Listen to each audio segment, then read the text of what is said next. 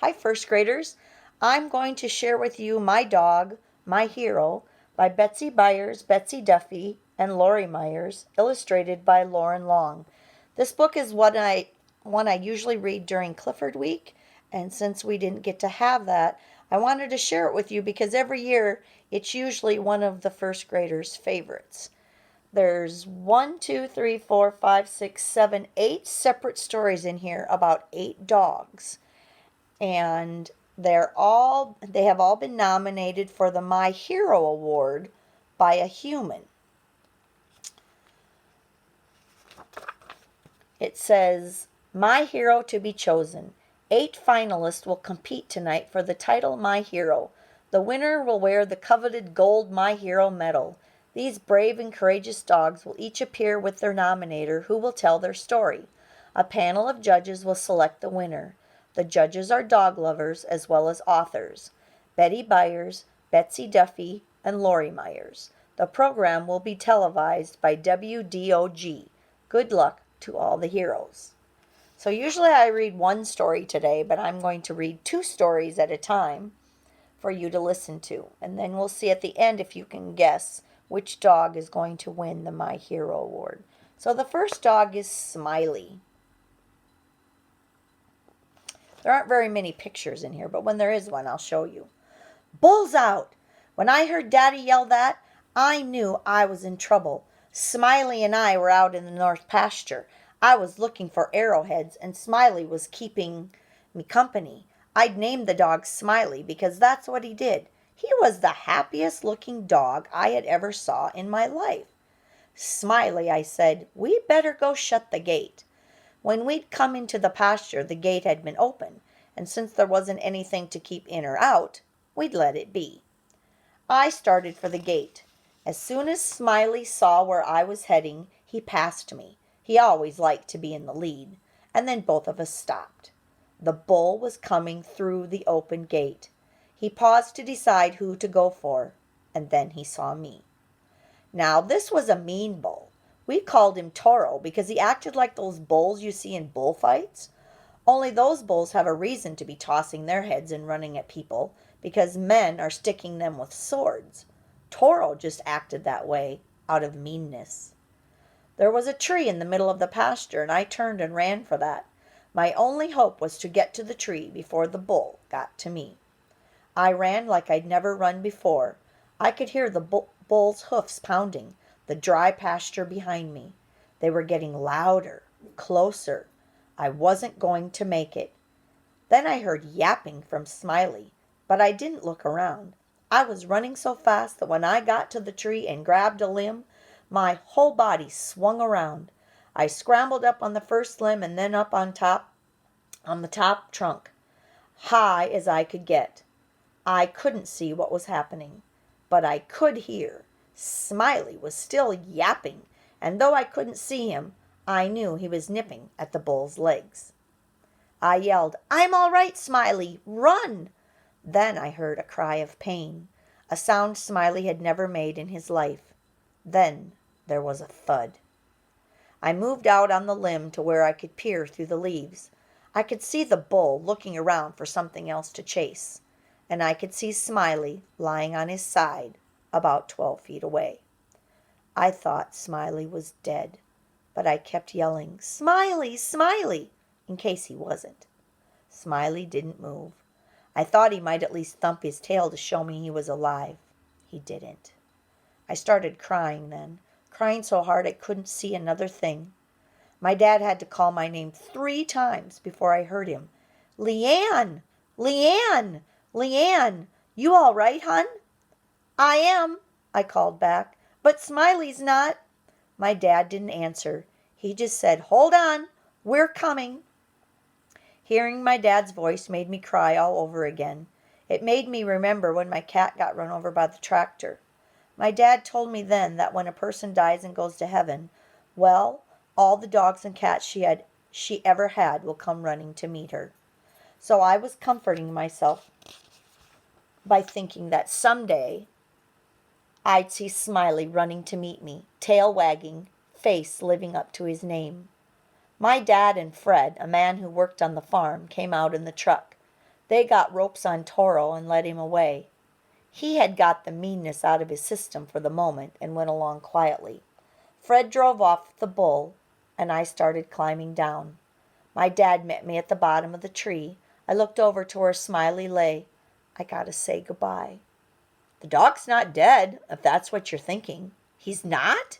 No, he's got a hole in his shoulder and he's in shock, but I think he's going to be all right. Soon as Fred puts the bull up, we'll put Smiley in the truck and take him to the vet. I went over to Smiley and knelt down and said what I hoped was the truth. You're going to be all right. And Smiley did get all right. You can still see the hole in his shoulder where the fur didn't grow back. It's round and it reminds me of a medal.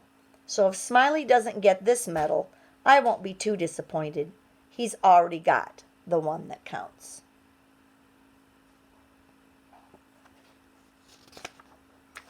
The next story is about Bear. I remember it like it was yesterday.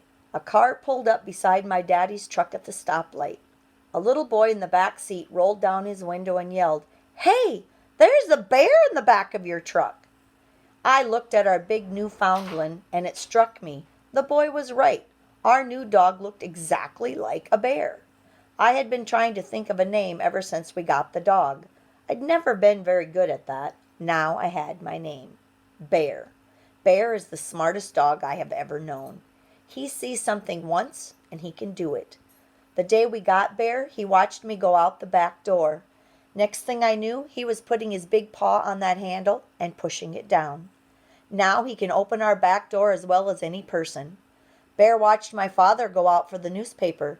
Now Bear goes out for the newspaper every morning. Then he rings the doorbell to get back inside. As smart as Bear is, that's how dumb Snowball is. She's the big, white, fluffy dog that lives next door.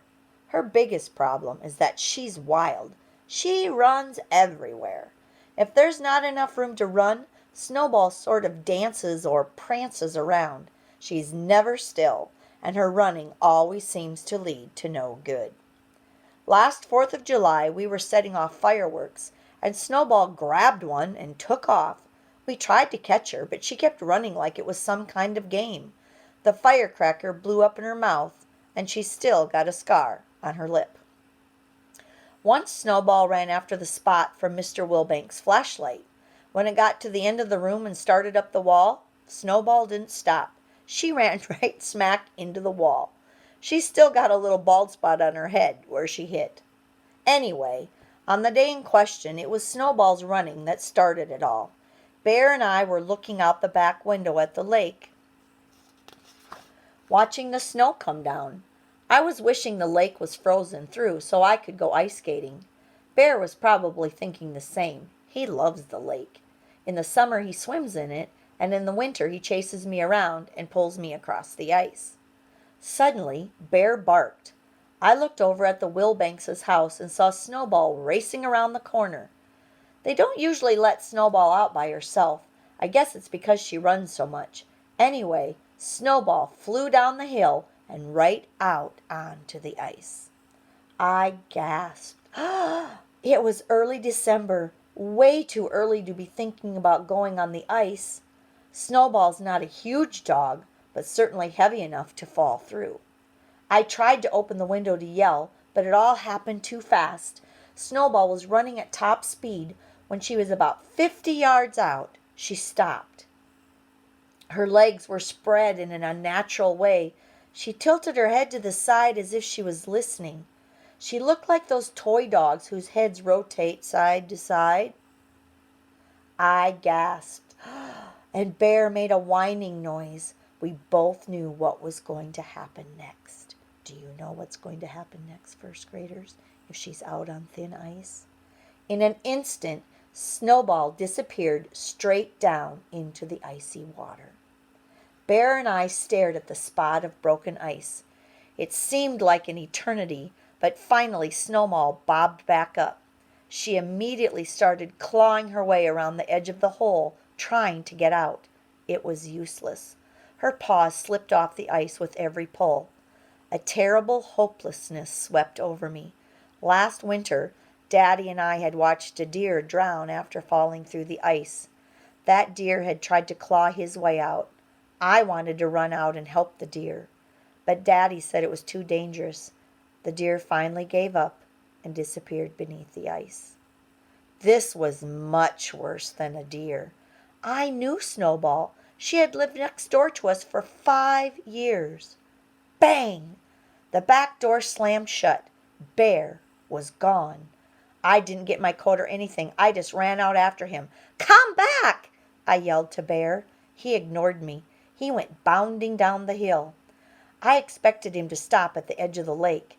Instead, he ran right out onto the ice. "Bear! No!" I screamed. "The ice is too thin." Bear kept running.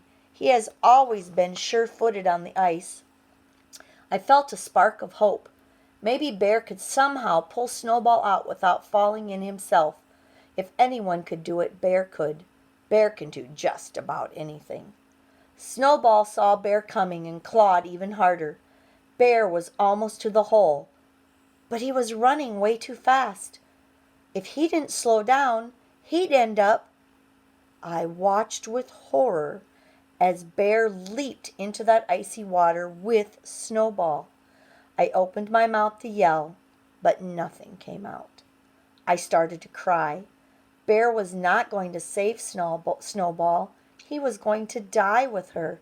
They were both going to slip away into that death hole like the deer. I couldn't believe Bear would make such a mistake. Bear never makes mistakes. Bear turned and lifted a giant paw into the air. I felt sick. Bear was going to try to claw his way out like Snowball. I didn't want to watch, but I couldn't take my eyes off him. With the force of a wrecking ball, Bear's right paw smashed down on the edge of the hole and broke away a large chunk of ice. So he's going like this with his paw. Boom. And then his other paw. Boom. Like this.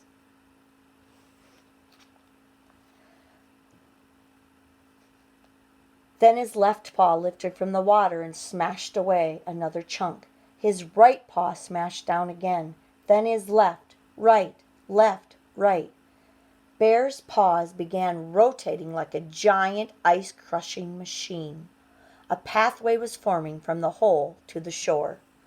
A small jolt of hope ran through me. Bear's plan might work if he had time. A person can only survive a short time in icy water. But this was a dog, a big Newfoundland with a thick double coat. "Go, Bear, go!" I screamed. I've often heard that encouragement can make the difference between life and death. "Go, Bear, go!" I yelled over and over. Bear continued smashing away at the ice, lengthening the pathway to shore. Snowball swam behind him, her eyes big and round. By the time they reached the shore, Mrs. Wilbanks had arrived with blankets. We bundled up both dogs and got them inside. We rubbed them with warm towels. When we finished, Mrs. Wilbanks took the towel off Snowball. I expected Snowball to run wild around the sofa, like I'd seen her do so many times before. She didn't. Snowball walked, and I mean walked, not danced or pranced, right over to Bear and licked him in the face. Then Bear got excited, and he ran around the sofa. It was the funniest thing I've ever seen. Snowball sat still while big old Bear ran around the sofa.